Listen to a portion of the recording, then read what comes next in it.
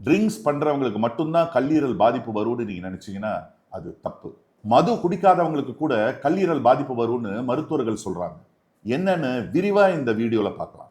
Drinks பண்ணாதவங்களுக்கும் கல்லீரல் பாதிப்பு வர முக்கிய காரணம் உடலோட மாற்று செயல்பாட்டுல ஏற்படும் பிரச்சனையால கல்லீரல்ல கொழுப்பு தேங்கறதுக்கான சூழ்நிலை ஏற்படுது. இந்த அவசர கால வாழ்க்கை முறையால தான் பெரும்பாலும் இந்த மாதிரி வருதுன்னு சொல்றாங்க. ஸ்லீப்பிங் டிசார்டர், எக்ஸசைஸ் செய்யாதது, வெளி உணவுகள் அதிகமா சாப்பிடுறது, செயற்கை உணவுகள் சாப்பிடுறது, ஸ்வீட்ஸ் அதிகமா எடுத்துக்கிறது, உடல் பருமன், நீரிழிவு, கொழுப்பு அளவு அதிகரிக்கிறது அப்படின்னு பல காரணங்கள் சொல்றாங்க மருத்துவர்கள். நம்ம தேவைக்கு அதிகமா உணவு சாப்பிடுறது கொழுப்பா மாதிரி அது கல்லீரல்ல தேங்க ஆரம்பிக்குமா. இதுல பெரிய ஆபத்து என்னன்னு பார்த்தோம்னா, ஆரம்பத்துல எந்த ஒரு சிம்டம்ஸுமே தெரியாது. மருத்துவ பரிசோதனை செய்யும் போதுதான் இது தெரிய வரும்.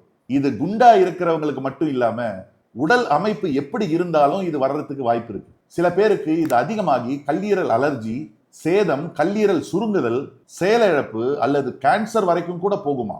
ஆரம்பத்துல சோர்வு, பலவீனம், வயத்துல லேசான அசௌகரியம் போன்ற சின்ன அறிகுறிகள் தெரிஞ்சாலும் அதை யாரும் பெருசா எடுத்துக்கிறதே இல்லை. இந்தியாவில் வாழ்க்கை முறை மாற்றத்தால இது வேகமா அதிகரிக்கிறதா மருத்துவர்கள் சொல்றாங்க.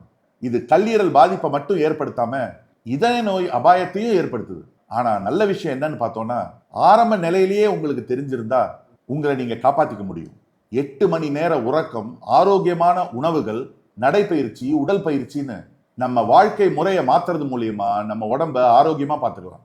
நீங்க உங்களுடைய நண்பர்களும் உறவினர்களும் ஆரோக்கியமா இருக்கணும்னு நினைச்சீங்கன்னா இந்த பதிவை மறக்காம அவங்களுக்கு அனுப்புங்க.